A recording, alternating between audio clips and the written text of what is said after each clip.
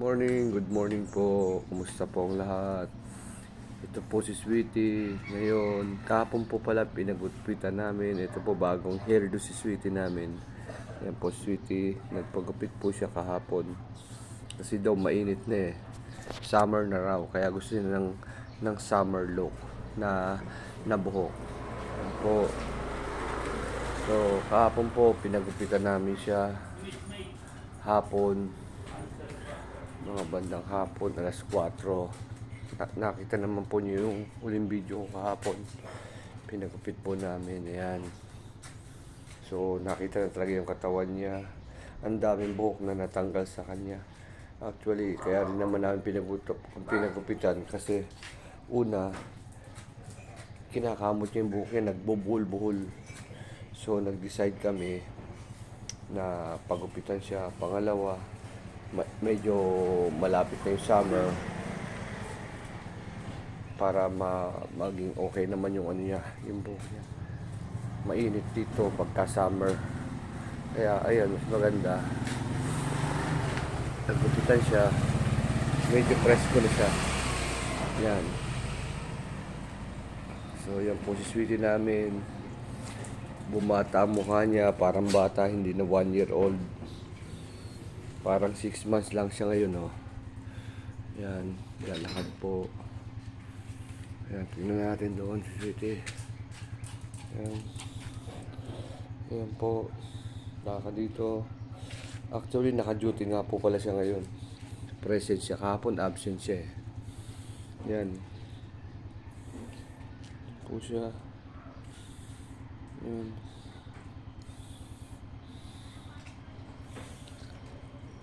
So, nung ginupitan po siya pala kahapon, ang likot niya. Lalo nung binoblower siya.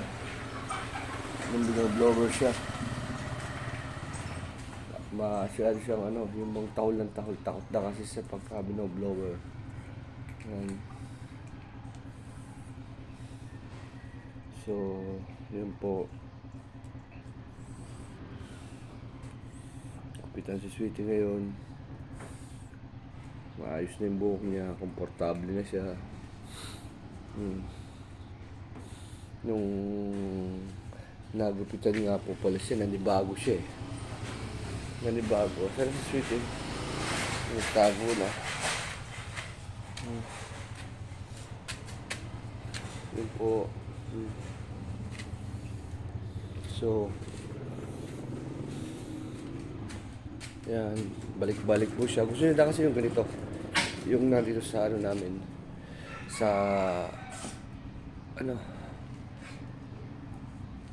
gusto niya maglaro.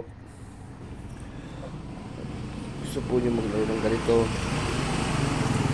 Yan, laro-laro siya.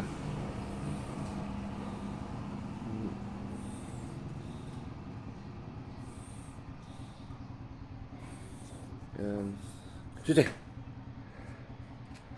Ano yan? Sweetie!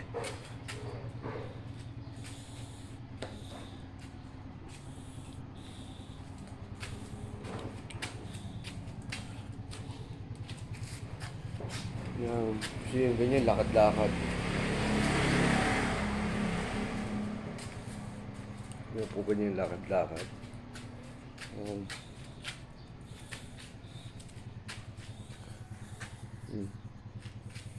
Yan, gusto mo ata sumakay sa e-bike.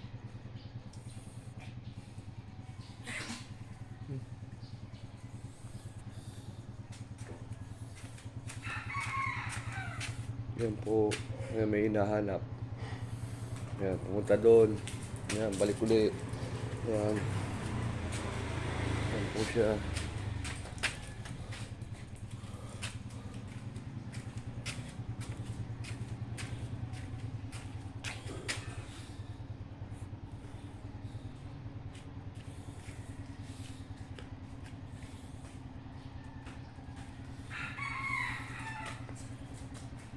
Po. So, yan, may kinakain po siya. Ayan. Doon, nagbantay na naman. Ayan, sige, yan ang paborito niyang istasyon eh. Dito, ayan. Yan po.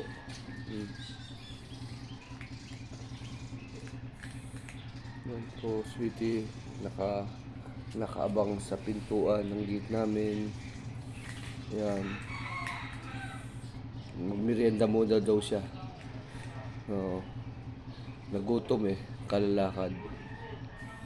Yan. May binigay pala ako dun sa ano, na konting snacks ba.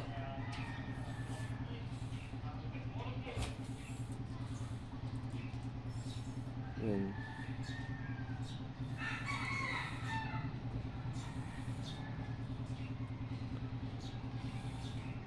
Yan, nagpahinga po siya. Yan. Nagtitingin ng tao sa labas. Nagtitingin ho ng tao. Mga aso, yan. Yan, nakakita siya ng tao ulit, yan. Ganyan po siya.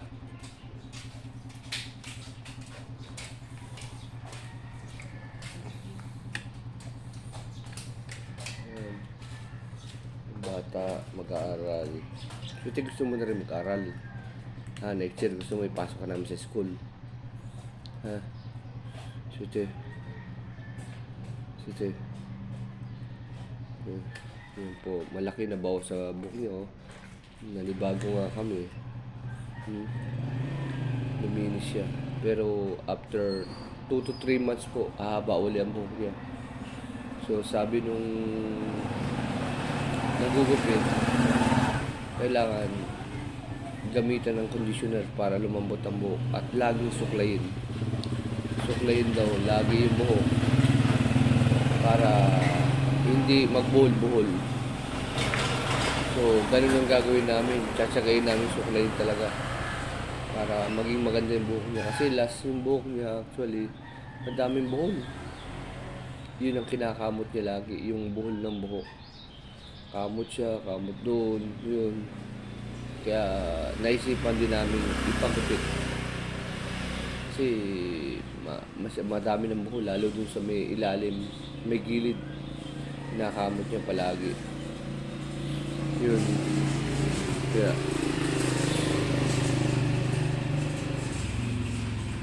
so yun po.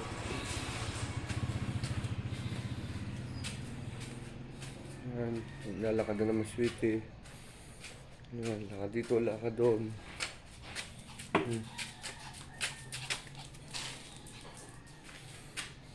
Yan. Gahanap.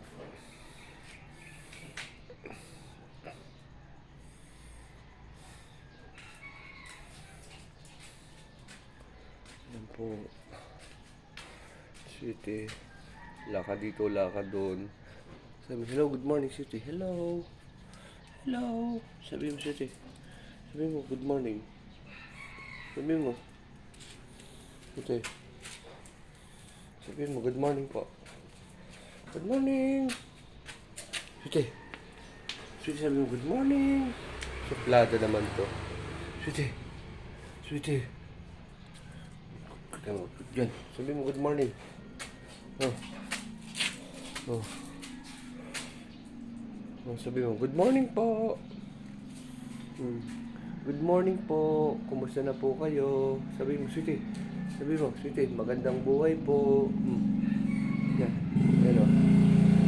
Yan po, sweetie, busy. Yan o. Yung tricycle. Alam niyo e-bike niya o. Yan. Inaamoy niya.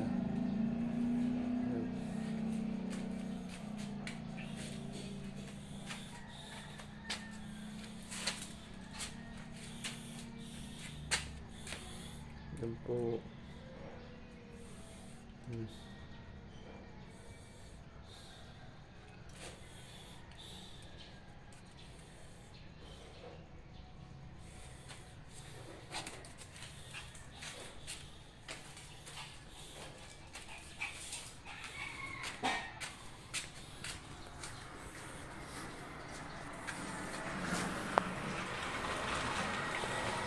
Yan, balik na naman siya, nagbabantay, balik-balik dun sa gate. Yan. Nag-duty na naman. Yan po. Yan. Hindi mapalagay kung saan pupunta.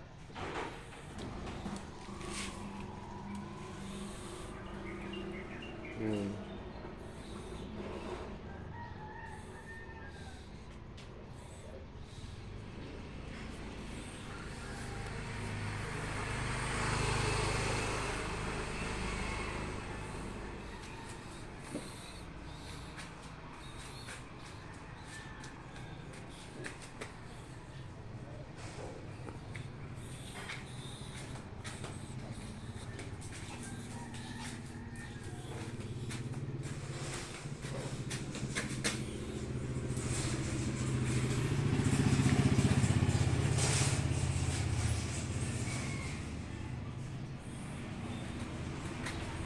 Yan po, napakagulo nito.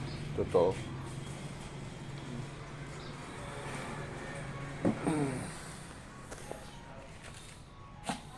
Yun.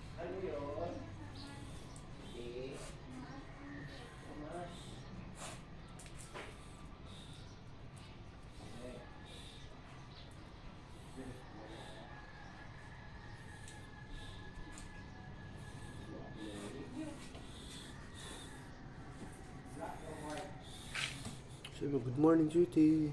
Hello po. Yan po si Sweetie. Nanibago na ang mukha na ni Sweetie. Ayan, kita na ang mukha niya. Dati balbon, ngayon wala na. Hmm. New image na. Bumata, parang teenager. Parang 6 months lang. Yan o. Yan po siya. Yan, kain ng kain, may kain. Yan, libangan niya, maglaro, kumain, matulog. Yan. So, nagtanong po pala kami guys dun sa doktor. Nagpunta kami kahapon, dumaan din kami. So, nagkaroon siya ng mens nung December. After 6 months pala, magme-mens uli. So, ang mga aso raw, after 6 months, nagkaka-mens. Tsaka lang daw ipapa-stand para magkaanak sa second mens.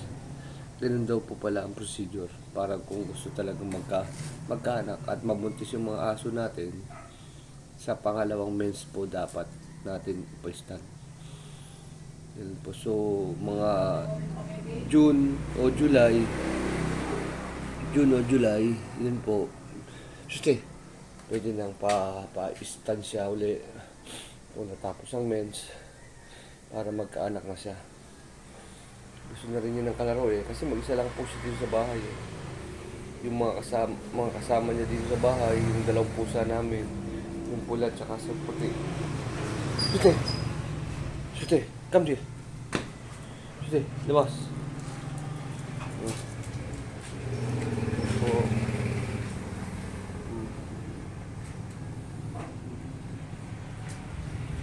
Sute, paalam ka na. Okay. Paalam ka na, Sute. Sige na. Sige na. So, paalam na po sa inyo at sabihin mo at may gagawin pa po ako. So, Sweetie, mag-sleep na ha. Patutulugin ko na po si Sweetie at maraming salamat po sa panonood ng aking munting video. Sana po nagustuhan nyo itong video ni Sweetie. Maraming salamat po sa mga matyagang nanonood. God bless po sa inyong lahat. Sa mga bago po dyan, mag-subscribe, like and share po tayo. Like and share po tayo mga kasama. Maraming salamat po sa inyo at God bless po sa inyong lahat. Mag-ingat po kayo. Maraming salamat. Thank you po.